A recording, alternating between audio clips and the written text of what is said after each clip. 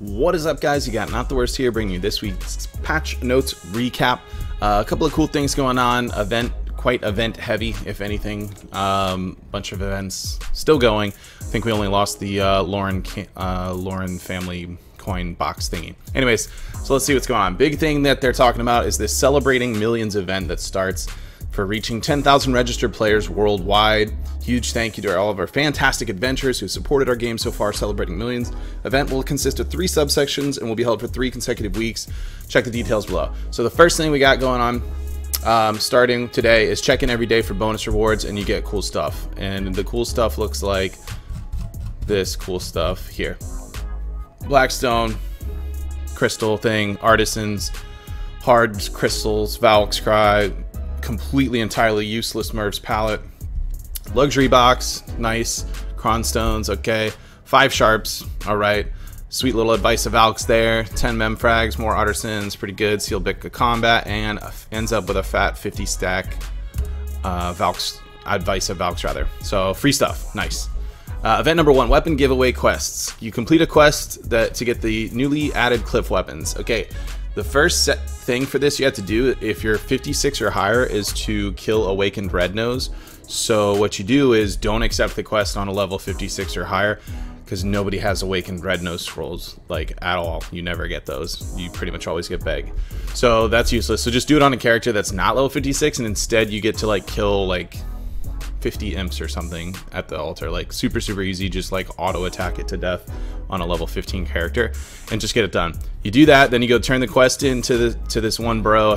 His name might also be Cliff, actually, which would make sense because it's Cliff's weapon. Yeah. So you go hit up Cliff, and he gives you a plus 15 either main, sub, or awakening weapon. It is your choice on that. As far as the stats for them, they are worse than Liberto. It is, the main hand is exactly the same except for 2 less AP than Liberto. I believe it says here. Yeah, here you go. So main hand weapon is same stats as Liberto except for the AP being lower by 2. The sub weapon has same stats as ultimate sub weapon except for AP being lower by 2. And the awakening weapon has the same stats as the Liberto main weapon except for AP. Cliff's awakening weapons have lower AP than an ultimate blue grade awakening weapon by 2. Okay, they can be enhanced up to TET level, and their max durability can be recovered with memory fragments. Can't register at the marketplace. Okay, the whole reason why this thing matters at all is just for that fat loots, yo. So you're gonna get this thing. Where's the talk about sell this thing? You're gonna sell it to homeboy right here. Is this guy not wearing a shirt? What does this guy do for a living? Okay, anyway, this Chippendales Dancer over here will trade you up your weapon for some amount of gold.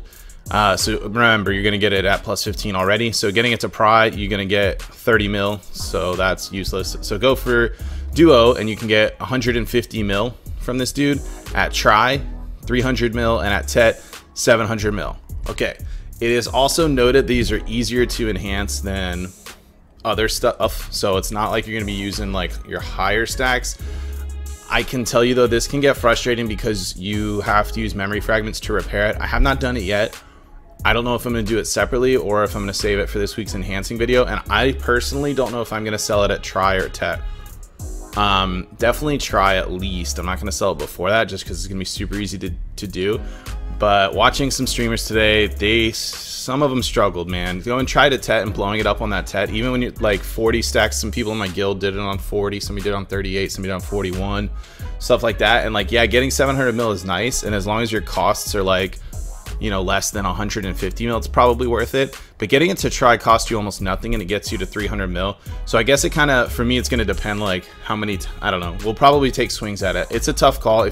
It's really just one of the, it's RNG. Surprise, Black Desert Online, it's got RNG. Yeah, it straight up is going to come down to RNG. You might get lucky and get a cool 700 mil, no problem. You might get super frustrated and be blowing up all your memory fragments for no reason. Personally, I hope everybody one clicks it all the way and you just get 700 mil, although that would cause some amount of inflation on pre-orders in the rest of the game, but whatever, free money, let's do it. Okay, moving on. We just looked at that sheet, so we're not looking at it. Ongoing events, still got the Halloween Escapade event, the fortune baggy things, lucky pouches or whatever, those things are sweet. And then of course your bonus back, free bonus stuff thing goes until next week, so spend money to get more extra stuff. The pet exchange has been renewed. We talked about this last week once the announcement for it was made. So I will link to that video in the description right below if you didn't catch that one from last week. That came out on Thursday. That information was released, or late Wednesday maybe. So I'll link to that so you can kind of get an idea of it. We break it down like exactly how it works, but essentially you now have the ability to exchange up to 5 pets at a single time, and it gives you what the percentages of the outcome will be. What I mean when I say that, for instance, if you take 2 tier 1 pets, you can, they don't have to be the same species anymore. They can be different species. They just need to be the same class of pet. Okay, and the different class of pet are not listed here, but they are listed in the video where we covered this thoroughly. So check that video out down below there. At any rate, there's like classic, there's limited, there's special, and there's event pets. And if you can combine any types together, so if you have a cat and a dog that are both classic, you can combine them. And if you combine a tier 1 and a tier 1, it straight up tells you you have a 55% chance of a tier 3 and a 45% chance of getting a tier 2 by combining those. If you add a third tier 1 pet into that mix, so that's just 3, you now have a 100% chance to get a tier 3. So that's how that works. Yeah, just definitely check out the other link if you want more details on it. We go over what the percentages and everything are in there, or you can just mess around with it in game because it literally shows you the percentages in game, so you can just kind of try it out for yourself. It's pretty straightforward. Some trainer NPCs located in large cities will now offer some shop items: carrot, dried briar, cheap feed, silk honeygrass supplement, and Brady's supplement powder, excuse me. I mean, that's better than just having to run to the stable manager that normally has this stuff, right? Fix the issue where guilds are not participating in conquest wars would be shown on conquest status window. Guild missions will now be cancelable in all servers. Guild items held when a guild member leaves or the guild disbands will now be deleted. Note that if a character possesses a guild item after quitting the guild, the character will be automatically logged out. Interesting. Next thing, daylight savings will end. They've adjusted node wars and boss spawns to be in line with what happens after daylight savings time. So in the US this Saturday we roll back, so we get to like party in the club for an extra hour because 3 a.m. becomes 2 a.m. again. But the times are going to be adjusted for in-game events starting today, which means your 1 p.m. today is going to act as if it were 12 p.m. You see what I'm saying? It's rolling back an hour already, so that's not going to matter after Saturday night in the NA. But until then, there you go. If you need more information, there's an official forum post you can click here to track the world boss spawn and node conquest wartime updates. Anyways, game world fixed stuff, blah blah blah. NPC fixed stuff. Intensity of camera shaking has been reduced when using Instant Excel after getting on a mount. Character selection screen will now be accessible even while being on a mount in combat zones. Good. This was irritating to not be able to do. And they also changed it so you couldn't do that only like a couple months ago. It was not that long ago that this became a thing you couldn't do anymore, but whatever. Fix the issue where the EXP gauge would not appear full in the mount information window. Fix the issue where the item description window displayed when bringing the mouse cursor over items within the mount inventory will be placed incorrectly. All classes. Guess what, guys?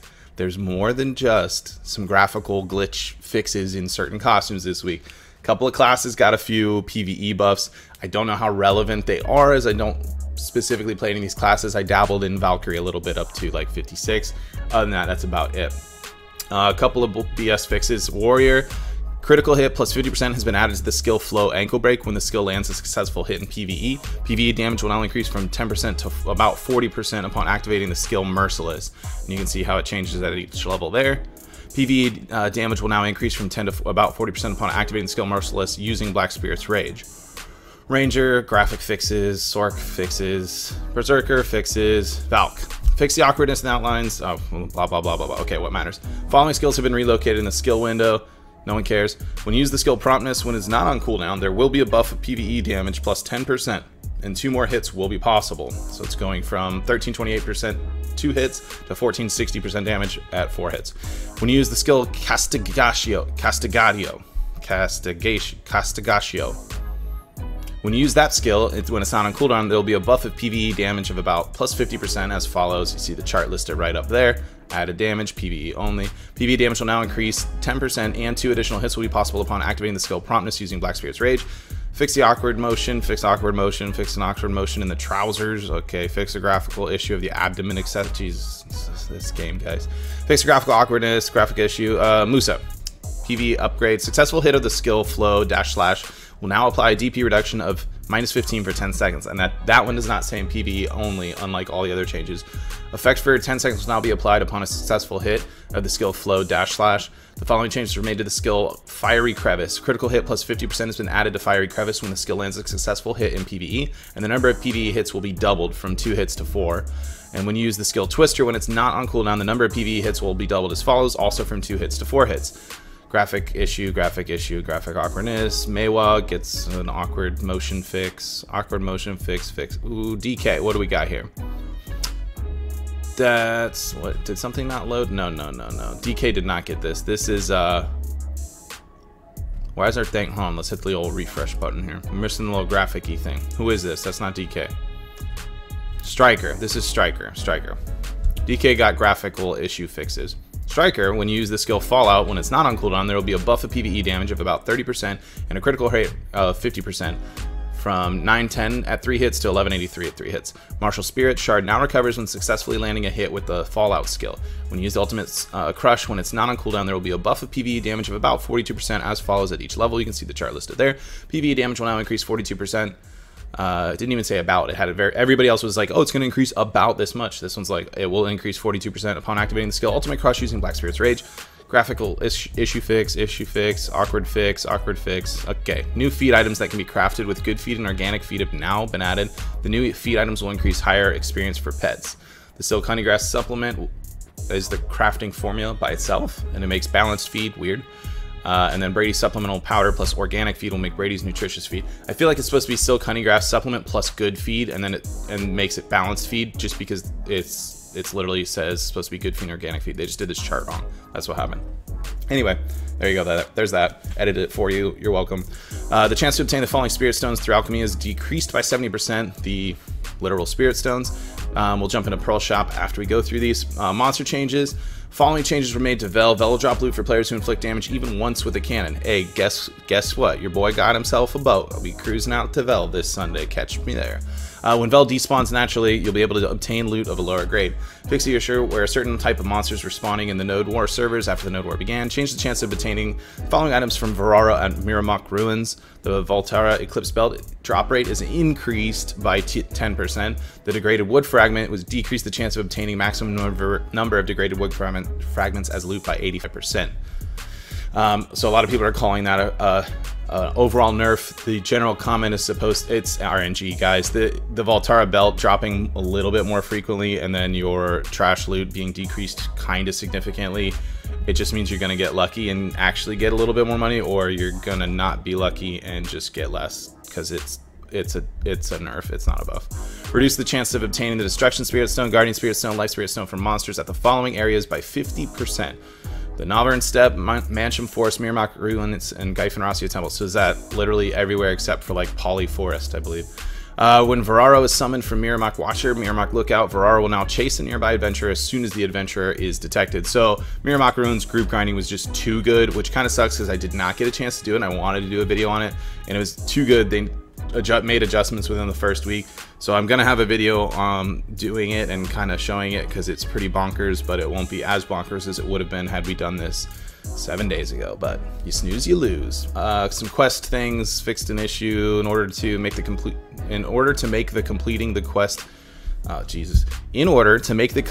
the quest Abelin's secret fishing easier, the quest target that you need to catch has been changed to fish species available in nearby sea. Great.